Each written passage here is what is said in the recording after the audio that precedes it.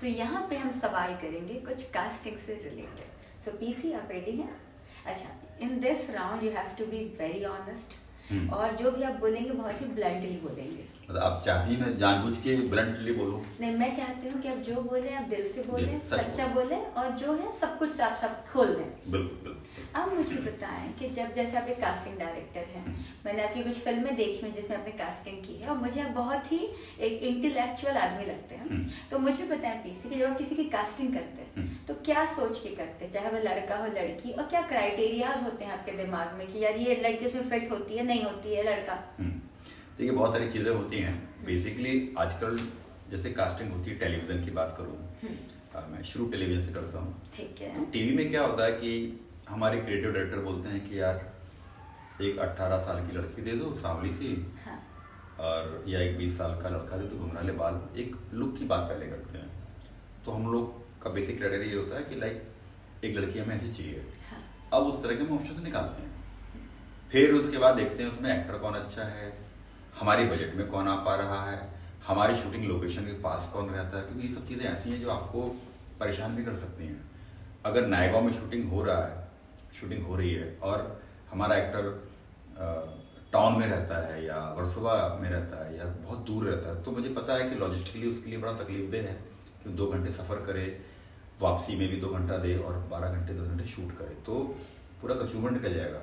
हमारी कोशिश रहती है कि हम ऐसे बंदे को कास्ट करें जो उसको भी तकलीफ ना हो और प्रोडक्शन का भी टाइम बचे, कि लाइक सही वक्त पे वो आ जाए और काम करे। दूसरी बात ये होती है कि एक्टर के साथ भी ये होता है कि हम अगर एक अच्छे एक्टर को भेजते हैं तो हमारे जो ऊपर लोग होते हैं वो कहते हैं और ऑप्शन दो।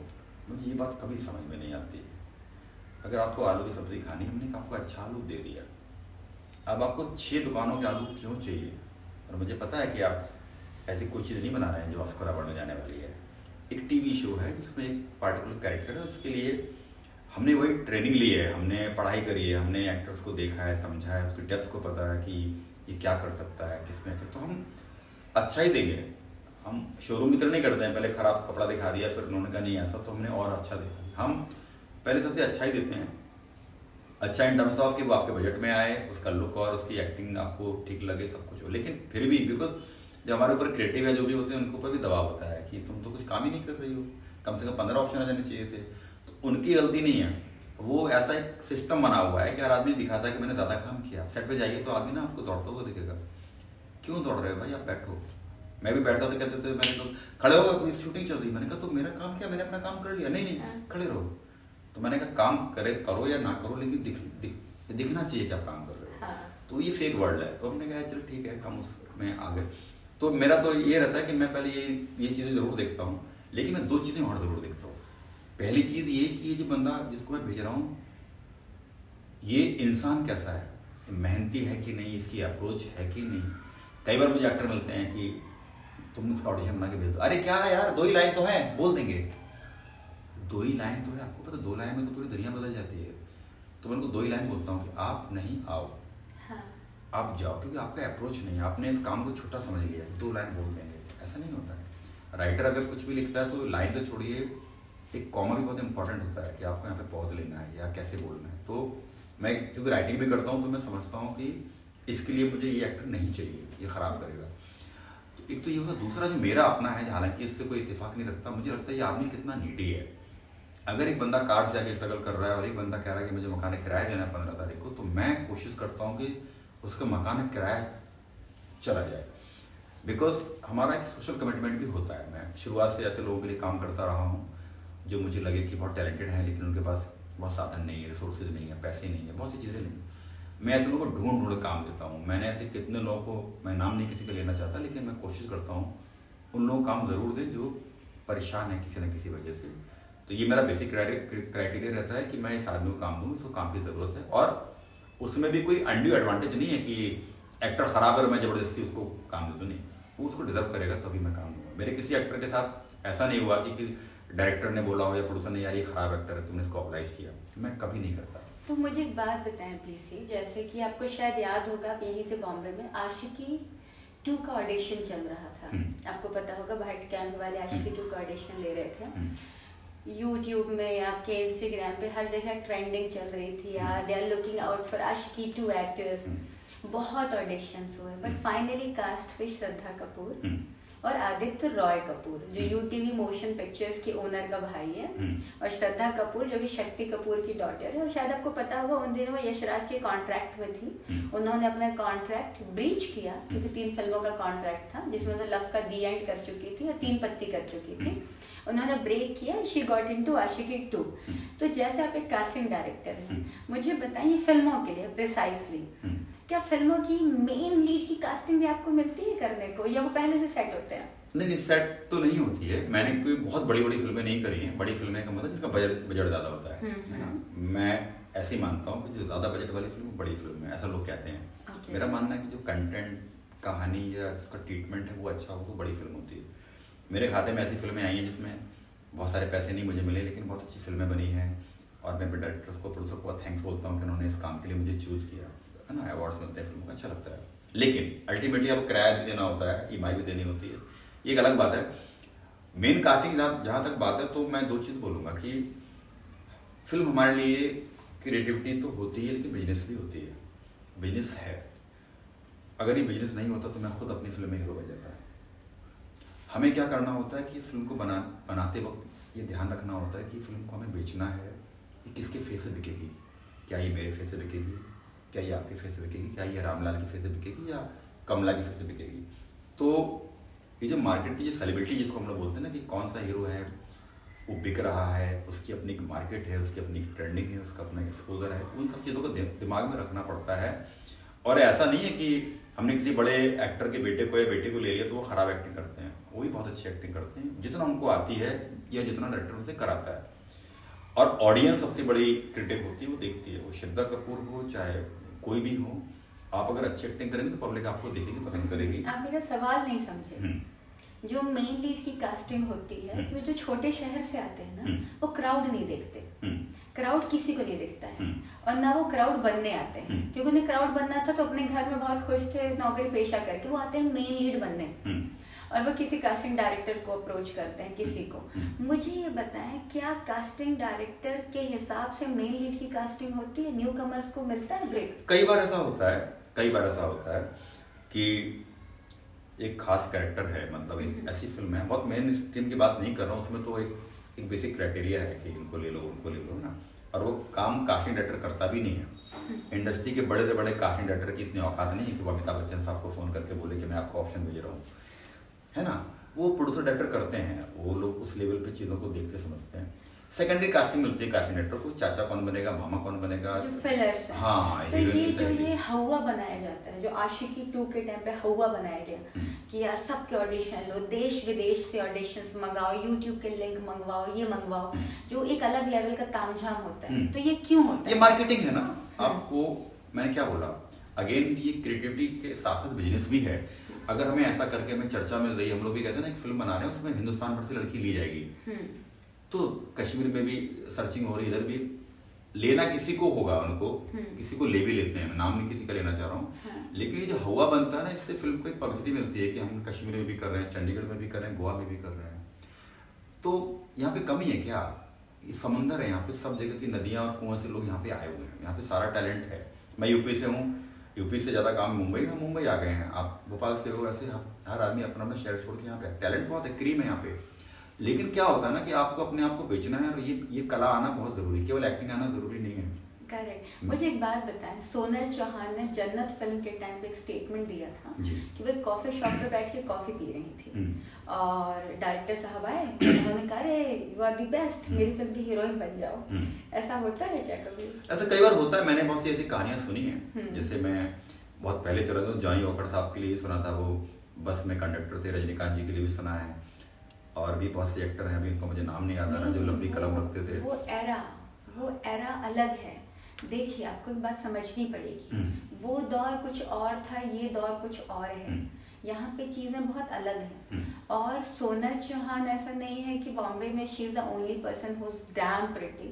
हमारे यहाँ खूबसूरती की कोई कमी नहीं, और हर इंसान खूबसूरत है, जिसे सही मेकअप सही लाइट लग जाए और 70 में मिले। नहीं, वो एक्सपोजर की बात है। जैसे मैं ममता कुलकर्णी जी के बारे में मैंने सुना था कि जया बच्चन जी ने उनको किसी ब्यूटी पार्लर के बाहर देखा था और उनको ऑफर कर दिया। इवन मैंने भी कई बार ऐसा किया, किसी बच्चे को मैं देखता हूँ रोड पे या कहीं पे, तो मैं कहता हूँ इसको एक्टिंग करनी है या इसको हम एक्टिंग करा सकते हैं, ऐसा होता है। मेन लीड में क्या होता है, पहले से फिक्स है कि यार इसको लेना है, क्योंकि अगेन ये बिजनेस है, ये बात बार बार बोलूंगा, जिसके नाम पे फिल्म बिक सकती है, जिसके नाम पे हम इसको कॉर्पोरेट को बेच सकते हैं, उसको बिकना जरूरी है, उसका बिकना जरूरी है। वो चाहे आप किसी बड़े ओटीटी के पास जाओगे, वो भी बड़े बड़े लोग यही बोलेंगे कि भाई कौन कौन है, ये बहुत बाद में बात होती, कहानी क्या है। तो मुझे एक बात बताएं, जैसे टीवी शो की बात हुई, एक राइटर ने स्क्रिप्ट लिखी, फिल्म अप्रूव हुई, डायरेक्टर ने कहीं से हाथ पैर मार के प्रोड्यूसर पकड़ा और फिल्म रेडी हो गई, आपके पास फिल्म आई, आपने स्क्रिप्ट देखी, सब देखकर आपने कास्टिंग कर दी, अब फिल्म शूट होने वाली है, आपके सारे राउंड्स हो चुके और एंड टाइम पे फिल्म सीरियल कुछ भी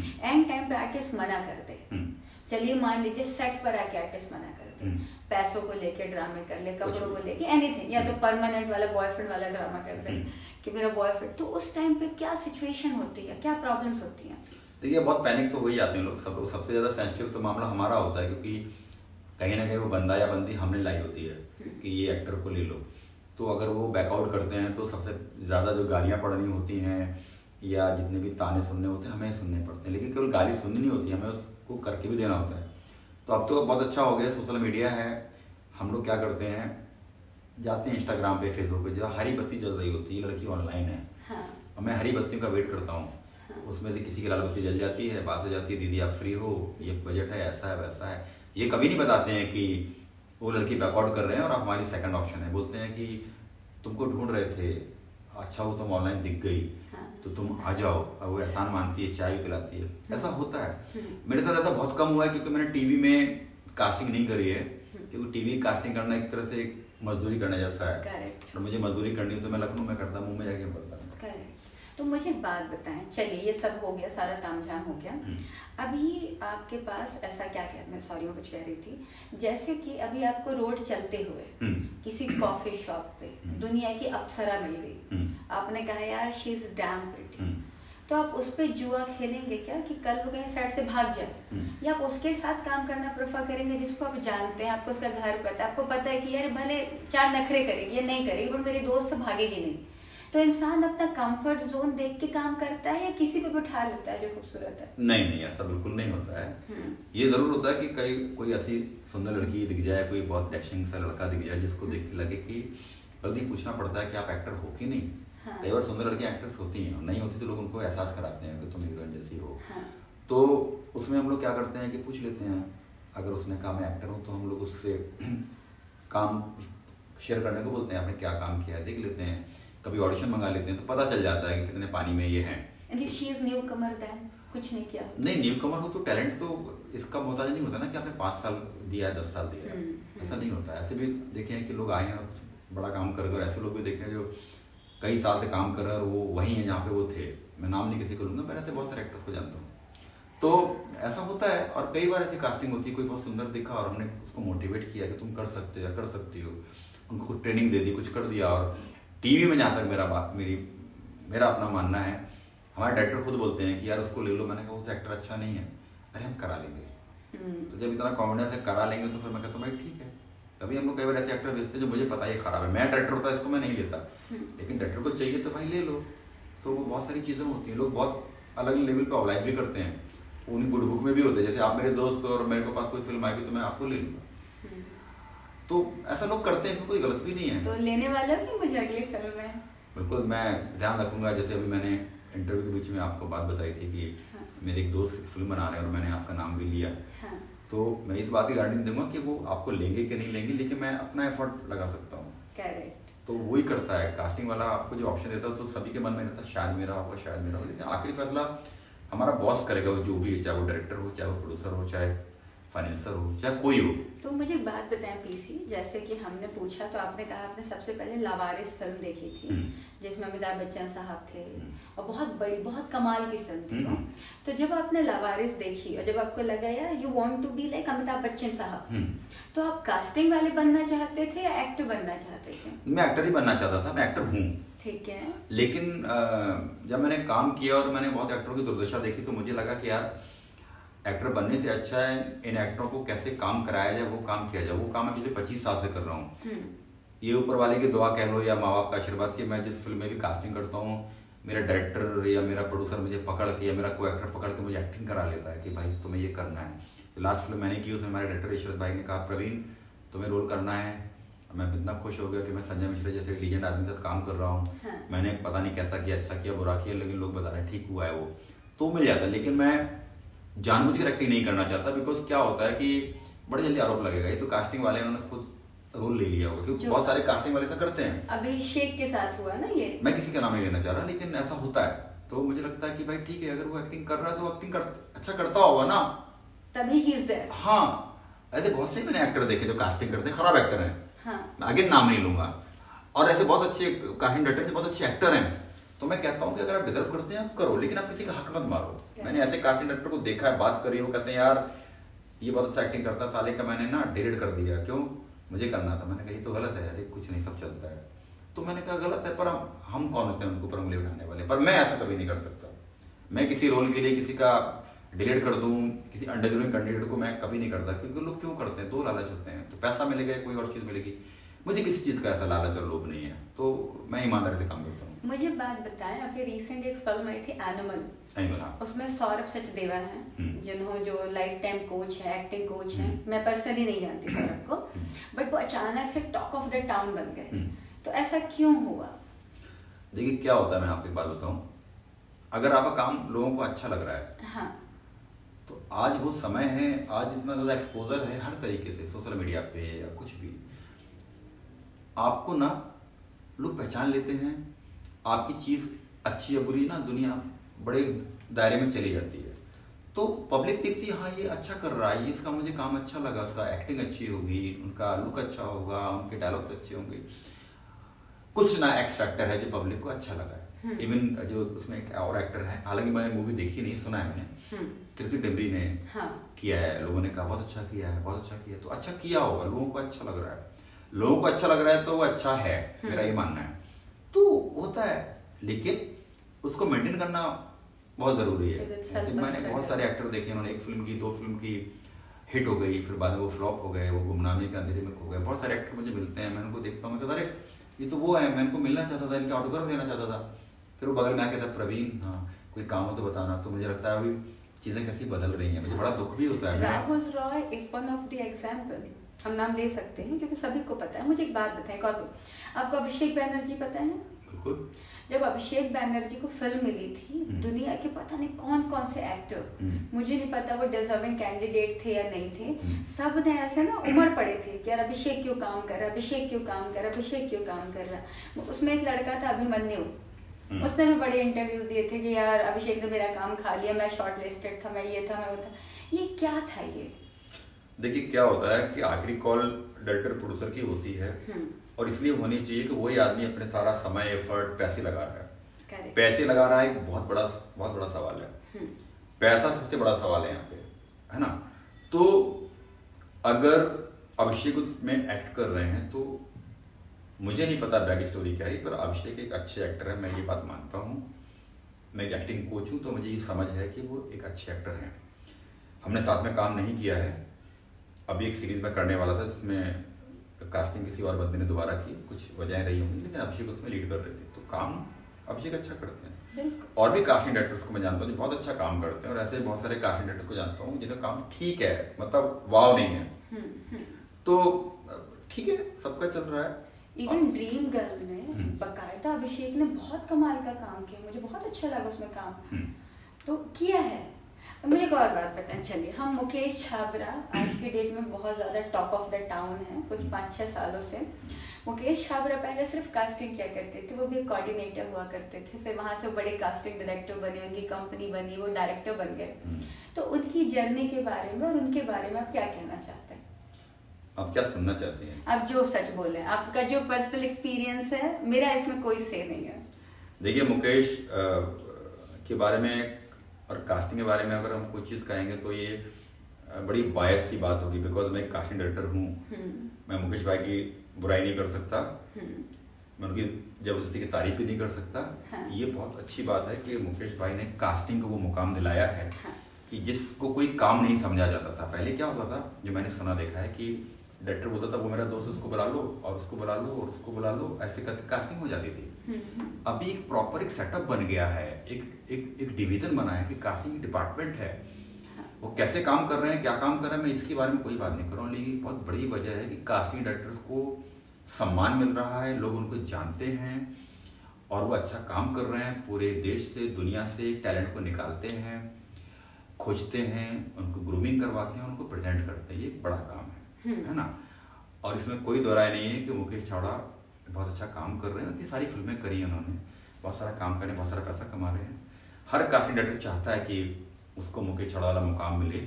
मैं नहीं चाहता क्योंकि मैं और बहुत सारे काम करता हूँ, लेकिन अगर मुझे बहुत अच्छी कास्टिंग करने को मिलेगी बड़ी बड़ी फिल्म, तो मैं करना चाहूँगा। बहुत सारा पैसा है, बहुत सारी सोर्सेज हैं। आज मैं किसी बड़े एक्टर को बोलूँ कि भाई तू आजा कोई बच्चों को कुछ ज्ञान दे, तो नहीं आएंगे। मुकेश छाबड़ा बोलेंगे तो आएंगे, क्योंकि कहीं ना कहीं एक कनेक्टिविटी बनी है, उस आदमी ने प्रूव किया है, ऐसा नहीं है। अब समझ रहे ना, मैं भी अच्छा काम करूंगा, अच्छा काम मैं कर रहा हूँ, लेकिन अच्छा काम जब तक अच्छा काम नहीं माना जाता, जब तक आपके नाम के आगे बहुत सारी फिल्में और बहुत सारे पैसे नहीं होते। करेक्ट। तो मुझे एक बात बताएं, जैसे कि आज की डेट में एक काम करें, ये सवाल हम अगले राउंड में पूछ रहे हैं।